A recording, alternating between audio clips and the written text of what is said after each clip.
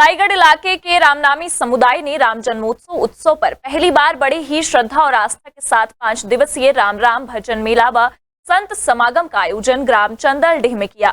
17 अप्रैल से मेले की शुरुआत हुई, जो कि 21 अप्रैल तक महाभंडारे के साथ संपन्न होगी। अब बात करते हैं रामनामी समुदाय के बारे में, जिनके रोम रोम में भगवान राम बसते हैं। तन से लेकर मन तक पर भगवान राम है।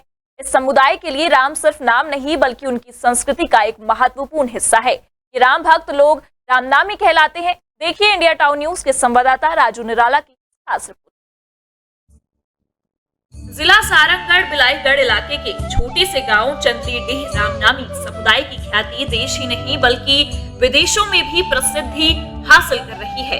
छत्तीसगढ़ में रामनामी संप्रदाय के बारे में कहा जाता है कि राम राम और राम का नाम उनकी संस्कृति, उनकी परंपरा और आदत का हिस्सा है।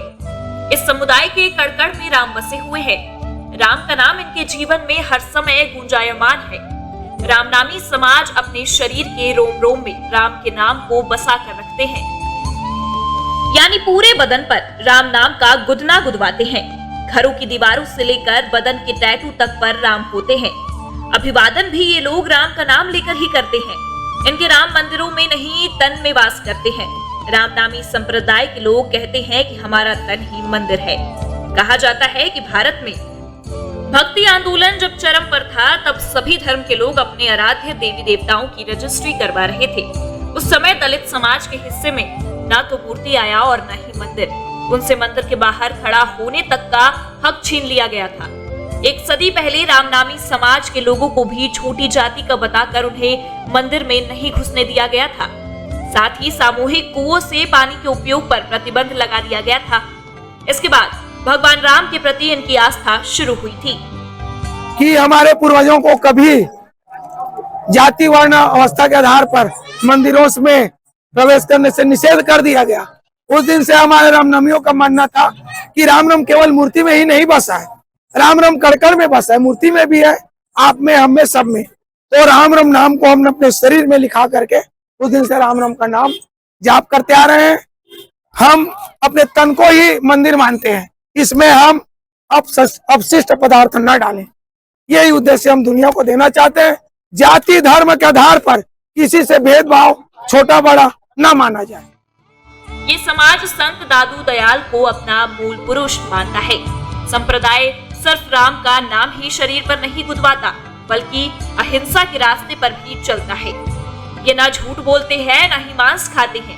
ये राम कहानी इस देश में बसने वाले एक संप्रदाय रामनामी की है, जिनकी पहचान महज उनके बदन पर उभरे राम के नाम, सिर पर विराजते मोर मुकुट से है। इस संप्रदाय की स्थापना छत्तीसगढ़ राज्य के जांजगीर चांपा के एक छोटे से गांव चारपारा में हुई थी। एक सतनामी युवक परशुराम ने 1890 के आसपास की थी। छत्तीसगढ़ के रामनामी संप्रदाय के लिए राम का नाम उनकी संस्कृति का एक महत्वपूर्ण हिस्सा है। एक ऐसी संस्कृति जिसमें राम नाम को कड़-कड़ में बसाने की परंपरा है।